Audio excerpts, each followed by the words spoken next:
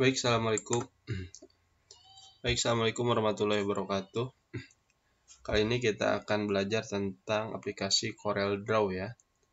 Aplikasi CorelDRAW sendiri yaitu sebuah aplikasi yang digunakan untuk mendesain beberapa media, beberapa gambar ya, ataupun logo, ataupun lainnya yang sifatnya desain, membuat sebuah karya yang sering digunakan dalam percetakan.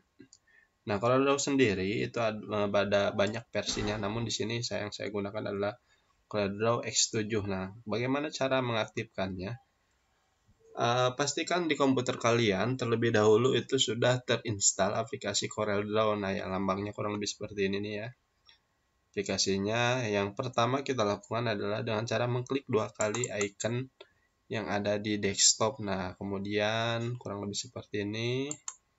Nah, tunggu hingga muncul tampilan awal pada sebuah aplikasi CorelDRAW sendiri ya. Nah, seperti ini kurang lebih. Nah, yang akan pertama kita lihat yaitu pertama adalah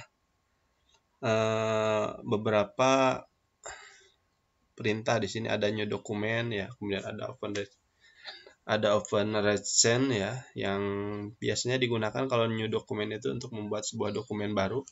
Kemudian open recent ini adalah hasil dari desain-desain sebelumnya yang kita gunakan. Nah, karena kita pemula, akan kita belajar ataupun mengenal dulu tampilan tentang Corel. Yang pertama kita lakukan adalah new document. Nah, di sini akan memberikan nama halaman yang akan kita buat, misalkan latihan ya.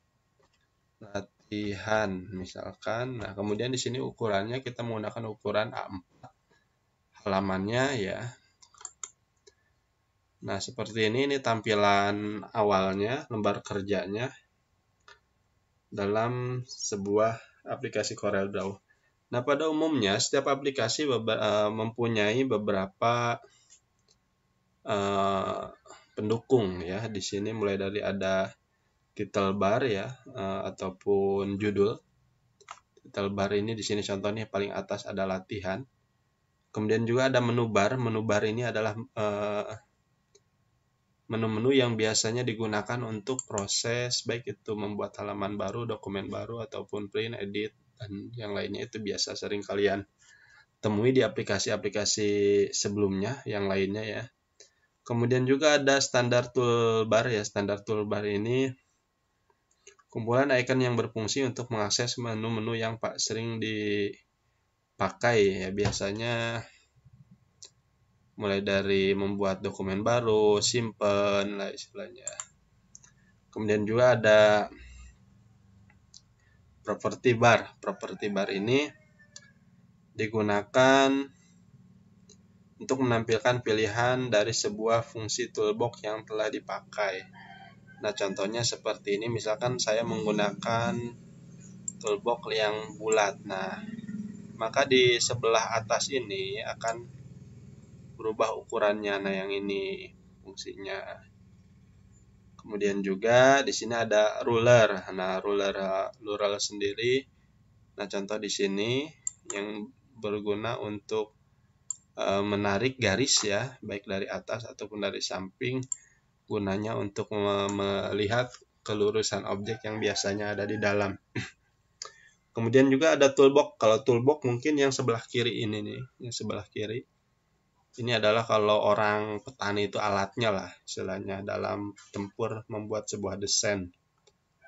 Mau menggunakan apa, baik itu lingkar ataupun persegi ataupun teks ya, ataupun ada kaca pembesar. Di sini adalah alat-alatnya yang biasa digunakan dalam sebuah desain toolbox ini. Nah, kemudian juga selain ini juga ada yang sering digunakan yaitu bidang kerja. Bidang kerja itulah yang kotak ini nih, yang kotak ini. Ukurannya yang tadi kita buat yaitu A4 ya, bidang kerja. Ini lembar kerjanya. Selain itu juga ada palet warna. Palet warna itu biasanya digunakan dalam proses mewarnai. Nah, contoh seperti ini ya. Kita misalkan membuat lambang kotak. Nah, contoh seperti ini ya, menggunakan palet warna yang ada di sebelah kanan. Ya, di sini ada banyak sekali warna dengan berbagai macam jenis ya warnanya. Disesuaikan dengan selera kalian dalam proses mendesain. Nah, kemudian juga di bawah sini ada halaman. Nah, sebelah bawah di sini ada ukuran halaman. Di sini ada pack ya, pack 1 ya. Kalau mau kita buat lagi bisa pack 2. Nah, di sini itu halaman 2 yang gunanya untuk membuat dokumen yang biasa kita buat sehingga ada misahnya antara halaman 1 dan 2. Itu tentang halaman. Kalau status bar ya, status bar itu menunjukkan beberapa status penting dan event yang sedang terjadi. Namun oke lah kalau kita di sini sekarang hanya sampai di sini dulu mengenalnya. Yang paling penting kita pelajari ya, yaitu adalah mengenal tool ya, ataupun yang tadi sini toolbox, beberapa tool yang sering kita pelajari. Di sini ada Pick Tool. Pick Tool ini kalau saya pribadi sering menggunakan dalam proses memilih ataupun mengselek sebuah objek. Pick Tool ini ya. Contohnya seperti ini, kalau kita membuat lingkaran. Nah, ini akan mudah sekali kita pilih objek tersebut menggunakan perintah Pick Tool. Kalau di sini ya, Pick Tool. Kemudian juga di sini ada shape kalau nggak salah. Ada shape ya. Kalau shape sendiri, shape tool melakukan proses editing. Nah, contohnya seperti ini kalau shape tool. Misalkan di sini ada bulat ya, kemudian kita edit agar bisa kita edit. Nah, jadi shape toolnya kita aktifkan. Nah, di sini bisa kita tarik ya. Nah, contoh lihat seperti ini. Itu ya. Ini menggunakan shape tool. Kemudian juga di sini ada crop ya. Kalau crop ya umumnya untuk memotong sebuah objek. Nah, kemudian di sini juga di bawahnya ada yang dinamakan zoom. Nah, kalau zoom sendiri seperti biasa, bahwasanya kalau zoom itu bisa memperbesar dan memperkecil. Nah, untuk memperbesar di sini ada di atas ini. Untuk memperbesar lambangnya dengan lambang plus. Kalau untuk memperkecil dengan lambang min ya di sini. Contohnya seperti ini tuh ya. Kemudian juga di sini ada freehand tool. Nah, freehand tool sendiri di sini yang biasa digunakan untuk proses lihat ya, untuk proses membuat garis freehand. Nah, contoh tuh ya. Untuk membuat garis ya, ini yang secara tidak teratur. Kemudian di sini juga ada lagi point length. Nah, contoh seperti ini nih. Ketika kita klik, nah, maka dia mempunyai garis lurus. Kalau yang pertama tadi tidak teratur. Kemudian juga ada juga di sini Bezier ya. Ini biasanya untuk membuat garis yang memang bisa kita lengkungkan sesuai dengan yang kita inginkan. Nah, ini untuk Bezier dan juga ada beberapa lagi ya. Boleh kalian coba sendiri. Kemudian di sini ada Artistic Media Tool ya. Nah, contoh seperti ini tuh lihat. Kemudian juga di bawahnya ada rectangle tool. Di sini membuat persegi ya. Ketika misalkan kita klik persegi 4, nah persegi ini mempunyai ukuran. Nah, ketika kita ubah maka ukuran di bagian atasnya pun akan berubah. Nah, kemudian di bagian bawahnya di sini ada ellipse tool. Ellipse tool itu membuat sebuah lingkaran ya. Contohnya seperti ini tuh. Membuat sebuah lingkaran. Nah, contoh seperti ini. Ya, maaf sebelumnya kita hapus dulu yang sudah tidak terlalu banyak gambar. Nah, di sini yang ellipse tool. Nah, di ellipse tool sendiri di bawahnya ada poligon. Nah, poligon sendiri di sini persegi ya, bisa segi 5 ataupun segi 6. Nah, contoh ini segi 5 ya. Ketika mau kita rubah seginya. Contoh di atasnya di sini ada segi 5-nya, kita bisa misalkan ubahnya 6. Maka di sini akan berubah tuh ya. Nah, ini perseginya. Kemudian di bawahnya di sini ada bagian tekstur. Tekstur sendiri biasanya digunakan untuk membuat tulisan pada sebuah objek. Contoh desain ya, misalkan desain. Nah, contoh seperti ini. Nah, ketika memang tulisannya udah sesuai dengan kita inginkan, ya sama desain tulisan sendiri di sini bisa dirubah jenis fontsnya ataupun ukurannya.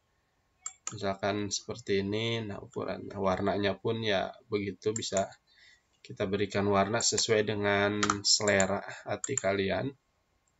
Nah, misalkan ya. Nah, kemudian di bawah tekstur di sini juga ada yang dinamakan dengan apa ini ya? Parallel dimension ya, dalam arti di sini membuat garis ya, sama seperti ini. Namun ini jarang saya gunakan, boleh nanti kalian coba-cobalah istilahnya. Yang sering saya gunakan yaitu di sini ada lagi ada di sini kontur ya. Kontur itu dalam arti di sini, contoh di sini kalau dalam teks, nah bisa kita lihat, nah kita zoom, nah ketika kita klik kontur, maka di bagian objek ininya kita tarik, maka dia akan membuat warna. Nah, contoh warnanya di sini, maaf kita rubah dulu karena di sini putih jadi tidak terlihat. Nah, seperti ini kontur. Nah, ini yang sering digunakan kalau dalam proses pembuatan teks. Kemudian di sini juga ada yang lambangnya seperti gelas ya. Di sini namakan transparansi. Transparansi sendiri contohnya seperti ini. Ketika kita membuat dua objek, contoh yang ini warna biru, kemudian kita gandakan ya. Nah, gandakan ini warna kuning. Nah, agar bagian garisnya ini sedikit transparan, jadi tidak langsung lah. Kita menggunakan transparansi, misalkan saya di yang kuning sini ya. Nah, contoh seperti ini, maaf. Nah, tuh. Jadi sedikit transparan, jadi tidak langsung warnanya. Kemudian di bagian bawahnya di sini ada color eyedropper tool. Nah, biasanya ini digunakan untuk memilih warna agar objek yang kita inginkan itu sesuai. Misalkan di sini warnanya ini karena sedikit warnanya kuning. Nah, kita pilih ya. Kemudian kita taruh di warna ini, jadi warnanya lebih sama. Kemudian juga di sini juga ada interfill color. Ya, di sini untuk menyeleksi sebuah warna. Mungkin itu aja pertemuan pertama kita dalam mengenal aplikasi CorelDRAW. Mudah-mudahan bermanfaat buat yang baru mau belajar. Istilahnya kalau yang pintar banyak lah, tapi ini hanya khusus yang mau belajar. Mudah-mudahan bermanfaat. Terima kasih. Assalamualaikum warahmatullahi wabarakatuh.